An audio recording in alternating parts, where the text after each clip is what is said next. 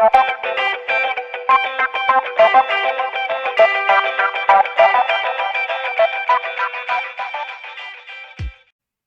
up YouTube, Max here. Today we're playing round 1 of a 5-round Modern League with Teamer Rhinos, Crashing Footfalls, and unfortunately for game 1 on the play we have to take a mulligan. But this hand's can be better. We want to see our Gemstone Caverns on the draw, not on the play, but this hand still does a lot of good stuff. And we're going to be putting back... Okay, so we probably want to put back one of our Cascaders. Because we have 2 of them. Probably going to put back this Violent Outburst. And yeah, like I said, this hand's pretty good to start. Scalding Tarn pass. We can potentially go turn 2, tap down their land on their upkeep. Like on their turn 2, tap down their land on their upkeep, and then cascade into,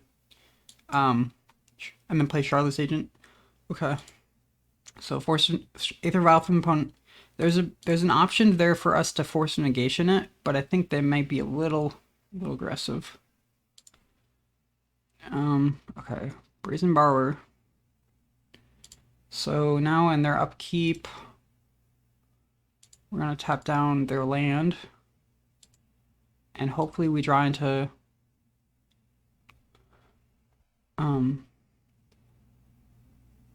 okay, we'll just respond to this trigger, that's fine.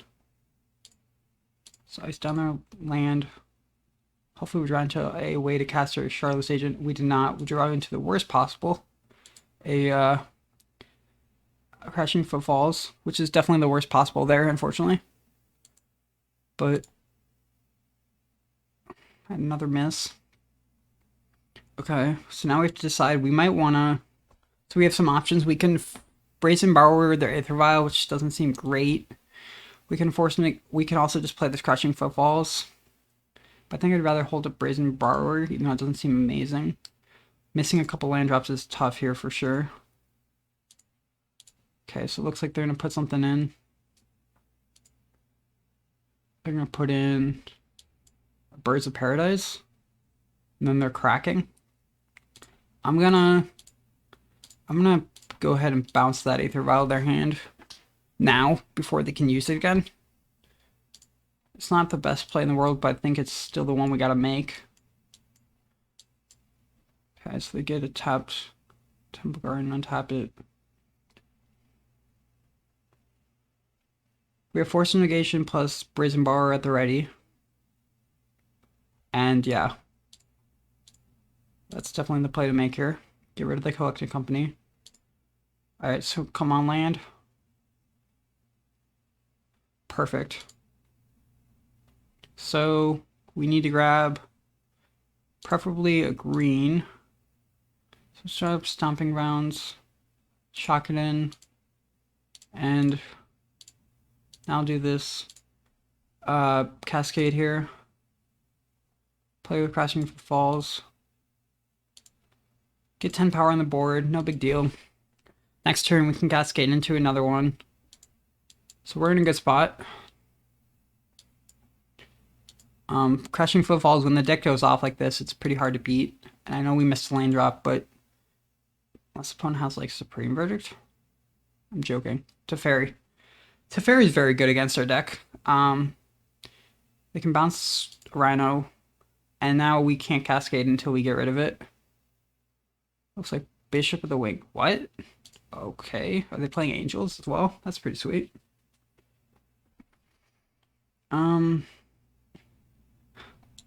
So it's 2 our target creature. Okay, so now I mean, I think our play is kind of made up for us. We have to attack both at Teferi. They might block, and then we can, at that point, we can Violent Outburst. We'll still have Violent Outburst available. Because if we don't get rid of this Teferi, our instants in our hand are just moot. Okay, so Teferi's going to go down. And I guess we just pass here. We want a Violent Outburst.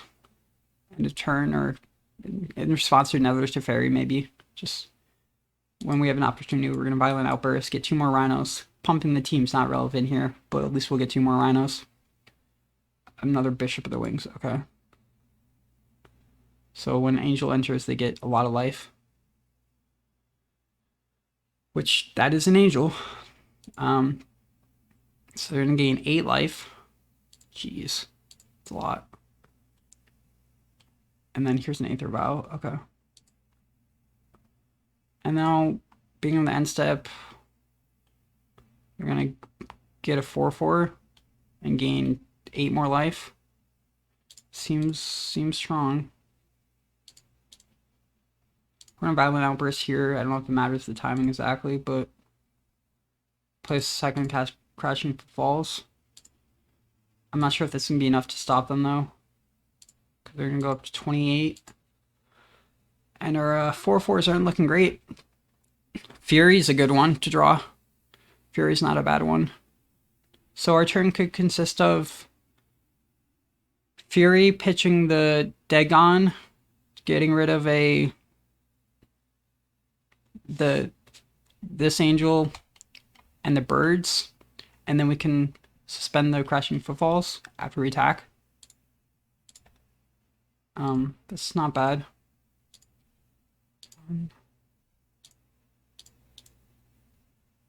Okay. Oh, they get more stuff. Wow.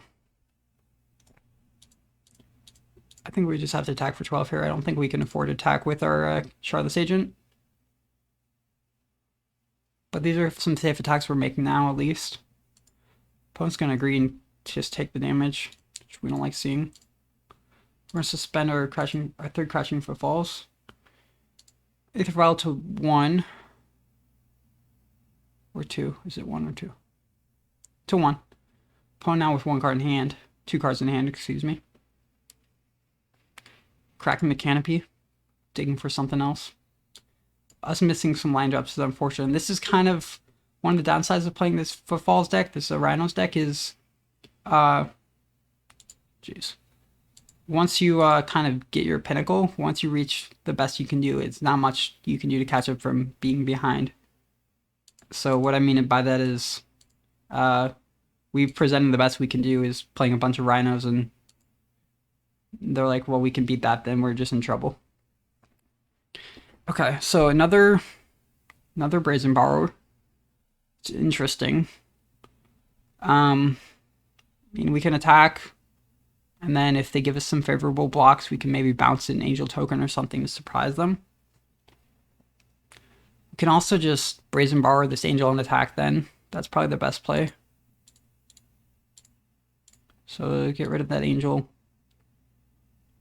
And then, yeah, we just gotta attack for 12, which it's not bad, but opponent's at 24, and I'm glad these Rhinos trample. Let's just say that. Wow, they'll just take it. Yuck. That's not good. That is not a good place for us to be when our opponent's just like, yeah, I'll take 12. That's really not a good place for us to be.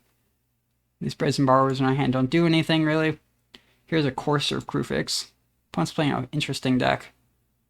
Okay, Resplendent Angel. Resplendent Angel on top. Sanctuary. To give them more life.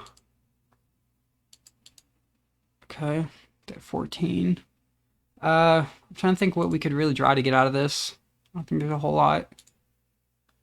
Maybe Violent Outburst would be good. Boseiju.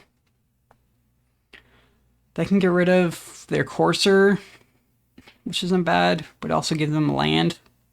It's kind of ironic. And giving them land will shuffle away their top card, so maybe they'll draw into something worse. I don't know if we really have any other options. So we're gonna get rid of their Courser. Attempt to get rid of their Courser. They'll let that happen. And looks like they didn't find any land. Basic, maybe they don't play any more basics. Okay, so now we attack for 12, trample again. Just keep beating down. Opponent's at 1 card in hand, so maybe we will be able to pull this one out, but doesn't look likely. Okay, now they're gonna start blocking. Quadruple blocking that Rhino. I guess I just kill 2 creatures. And then you take 8. Okay. I don't love it, but opponent's at 6. The problem is they have so many ways to gain life, and that Aether Vial is active, and life gain's pretty good against this Rhino deck, especially with a active Aether Vial. We have a Crashing Footfalls that's going to come down to play, but here comes an Angel of their own. Here comes another Angel. Oh, it's another Resplendent Agent Angel. That's backbreaking. That is very hard for us to beat. Opponent up to 18 life. Luckily, they don't have any, well, now they're going to gain more life as well. I was going to say, luckily, they don't have any way to kind of attack in the air or do any attacks, but they're at 33. All their creatures are flying. All the creatures get vigilance down. Hold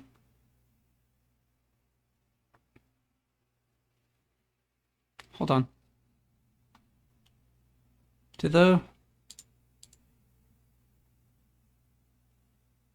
I thought the Crashing Footfalls was going to come out. I guess we're one turn off still from the Footfalls. Okay. So we can return something, like we can return this Valkyrie, which will just kind of delay the inevitable. I think we're going to just concede here. We could return the Valkyrie to hand with this Gone, part of the Dead Gone card, but it's just, we're so far behind. So they got game 1. This matchup does not seem great for us, if I'm being honest. Just because life gain's pretty good against the deck, our deck. Force of Negations are fine, but I don't think they're really what we want to be doing in this matchup. We'd much rather have just Subtlety is good and ways to interact with their board. So Subtlety is good. And then also I like a couple Mystical Disputes over the Force of Negations. We need a faster start than what we had that game 1. And we also need to... Brazen Borrowers aren't great either. Put in a couple more. Another Mystical Dispute. Actually, I'm wondering how good, like, Blood Moon and Magnus and the Moon could be against them. Because we saw they didn't get another basic. We saw they only have 2 basics in their library, in their starting deck. And we can play around our own Blood Moon pretty well. Maybe it's not the worst idea. I'm just going to bring in, like, another Endurance. We'll do that. Bring in these 6. Taking out a couple Brazen Borrowers and the Force of Negations. That might not be the correct or optimal way to sideboard, but it's what we're going for. And this hand does not seem great. 2 Footfalls in hand is not what we want to see. Again, we'd rather have this Gemstone Caverns on the upkeep. I mean, on the draw. But this hand's keepable. We can fetch for Triome and then tap down their thing and then play Shardless. Kind of like what we try to do game 1, but maybe if we don't miss lands and we have some draws, good draws after that, it will lead to a more successful game plan this time. Because, yeah, that was just rough. That was pretty rough to see our draws kind of filtered out. We did a lot of good, we had some good draws early, but it didn't end up being enough because opponent was able to keep up their momentum while we were not. Alright. Sack for Triome.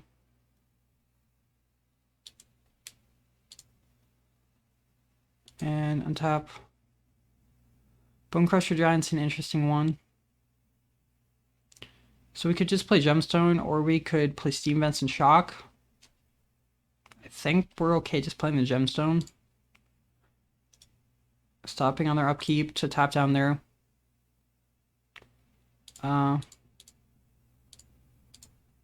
thing. So, that's such a strong play, though, by the way. Like, being able to just tap down their, like, basically stall them a turn. And now we can, now we'll shock. And now we'll play our, tap rate. Now we'll play our Shardless, and we're doing pretty well this game. When this is what our deck does, we're in a good spot. We also have Subtlety or Force or Mystical Dispute rather at the ready. It looks like the way they're fetching our Our Blood Moon or Magus of the Moon could be a viable game plan, but they do play a few basics, and so I'm not sure that's really the best thing to do. Okay, well, we're going to Subtlety that. And that's going to be nice.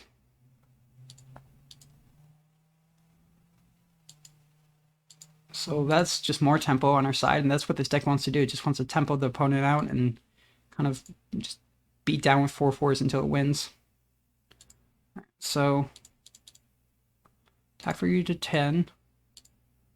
And now we have to decide if we'd rather play the Bonecrusher as a 4/3 or if we'd rather leave up Stomp. I don't think the 2 damage lines up against many of their draws, really. So we're just going to play it as a 4/3. You know, it doesn't seem like the 2 damage does much against their 1/4s and like 2/3s and their angels. There's a 1/3. Oh, wow. So that's going to get both Rhinos. Which, you know, it's a little annoying. Oh, Fury off the top. Fury off the top is clutch, and we can just hard cast it as well. So let's grab a couple basics here. Hard cast is Fury. I guess we can't grab a basic there. We don't play a red basic, but oh yes we do. I just didn't have the right mana to search for it. Right land rather. Alright, Fury. And that's gonna be backbreaking. Oh, does the opponent have an answer?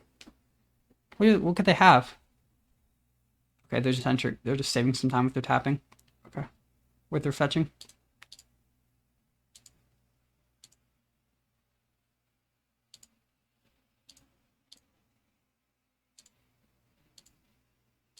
Alright, now we get to get in for 6. Opponent down to 2, and looks like we're going to be able to take this game 2 and go to game 3. So that playing that Bonecrusher as a 4/3 turned out to be the right decision for sure. Again, there's the toughness on their creatures just doesn't lend itself well to us being able to clear out their things with a... Okay, well, you can do that, but I don't think that really delays anything. 2 damage doesn't do much against their toughness on their creatures. Okay, well, you're just dead on board, opponent. Cool. You just want to show me a couple more cards. I don't know why they did that, because, like, I didn't know they were playing Noble Hierarch. Now I have just free information, but... Alright, on the draw, I think we might actually bring in... well, if they have Noble Hierarch, like, that gives me actually some valuable information. If they do have Noble Hierarch, we definitely want to keep in our... Not to bring in our Blood Moon effects, because they have ways to filter mana. Another thing to note is, on the draw, we like Gemstone Caverns, but on the play for game 2, I probably should have sided it out. So that was definitely a mistake on my end. It kind of bit me there. We didn't want to see that card. You can side out a lane with this deck. Usually at least one of the Gemstone Caverns on the draw. On the play, rather. Sorry, at least side out one Gemstone Cavern on the play is what I found. From some early play testing. Alright, game 3. Hand seems good. We got a turn 1 Footfalls. Bonecrusher is better with the Fury than anything. Oh. Alright, so now we have a decision to make. We can get a little aggressive and just Fury pitching the Bonecrusher. But I think what we'd rather do is play this basic forest, suspend the Footfalls, and let them play out another creature. If they play another creature with 3 toughness or less on their turn 2, they tap out and play like a 3 toughness creature. This Fury is going to be phenomenal.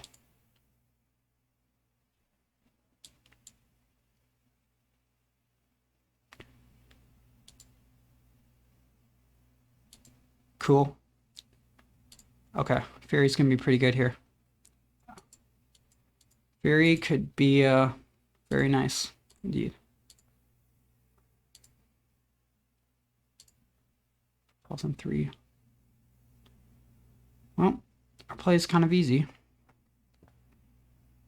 Our play a land, Fury, pitching this Bonecrusher.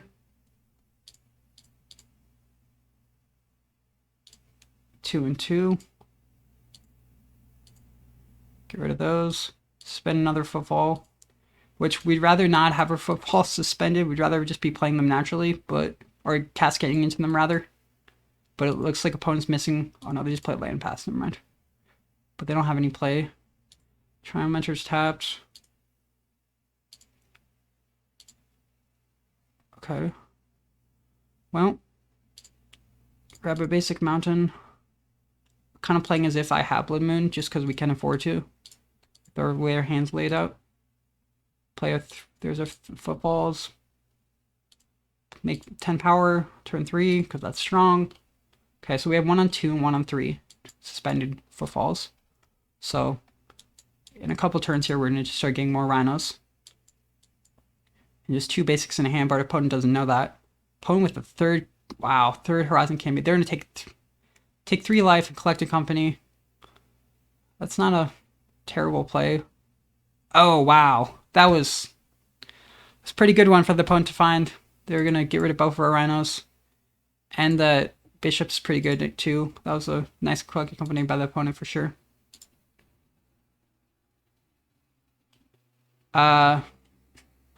This Dead Gone doesn't do what we want it to. Let's just say that. It technically can return this to its hand, but it won't make the tokens come back, obviously. Honestly, our best play might be just to play land pass, and when they try to play an angel or something, we can respond to the with it on the stack. We'll get rid of this bishop to their hand. I think that's probably our best play. Okay, they're drawing a card. They have 5 cards in hand, which is a lot. But hey, we're making Rhinos soon, so as long as they don't have too many more deputies, we should be okay. They're taking 2 damage. Play another bishop. I guess we let that slide. Temple Garden taking 2 more damage. Here's a bird. Again, nothing we can really do about that. Alright, fetch. We're going to grab a tap Stomping Ground. And I kind of want to use my mana here, so I kind of want to get rid of one of these. But I don't know if it's the best play to do so. Yeah. We're going to just bounce one of these. Okay. So now we get to...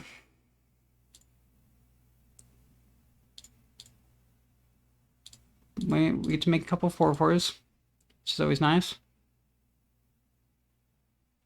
But we're kind of flooding out on lands a little bit. All we can do is play this Breeding Pool tapped and pass.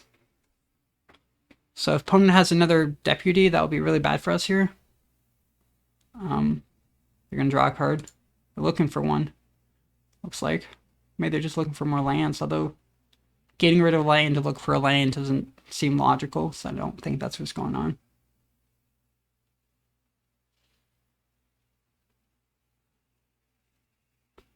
They're going to Prismatic Ending one of our tokens, okay. Windswept piece to play for them. Now here comes another Prismatic Ending, okay. So kind of a 2-for-1 for us, and we're going to get another Rhino here. More Rhinos. It's not bad. I like where this is going. Main phase 2, we're fetching, so maybe they have another play. Interesting that they skipped through combat. Here, okay, they're just playing their bishop again. Okay. So basically, the board's pretty much the same, except opponent used 2 cards to get rid of our 1 card on their turn. That's silly Gemstone Caverns again. I don't like that card. Opponent only has 1 card in hand. We do as well. We're just passing. Our board's okay, but any angels, if they draw like anything relevant, they're getting a lot of life. They're just looking for a 3rd card with their Horizon Canopy. 3 cards in hand now. Tap land. Here comes a Noble Hierarch. This game's been kind of wild. Opponent's just not drawing what they need to. And we're flooding out a little bit. Mystical Dispute. Okay, that's a good one to see. That will let us counter whatever they try to do. Just going to attack for 8 here. If they try to like do some shenanigans or play something, we can... Okay, well, that is trample, so you're just saving 1 point of damage, but okay. Opponent down to 3. I didn't realize that. I guess they've been taking a lot of damage off their own lands. Alright, looks like we might have a shot to close this one out. They have 1 card in hand. Up to 4 they go.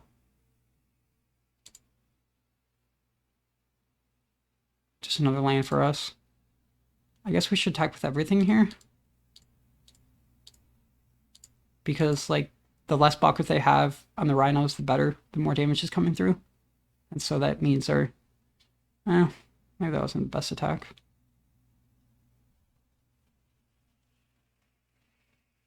Okay. I feel like they have a collected company or something here. Well, not a collected company. I feel like they have some sort of trick here. Because the way they're blocking is kind of odd. Seems like... No? Okay. I'm just going to pass. There's no need to play this land. This Mystical Dispute's going to be clutch. Because they're going to try to play an Angel to gain some life and get back into this game. Okay, they're playing a Bishop first, which is actually fine for us. Because now an Angel will be counterable. Bonecrusher. Bonecrusher for the win, huh? I like it. Attack here. They'll have to double block. Like, they can block, take 2. Bonecrusher for the win. Nice. Alright, so stomp you. I didn't think we were going to pull this one out, guys, but we did. Thanks for watching round 1 of this 5-round league with Crashing Footfalls in Modern, and I'll see you guys in round 2.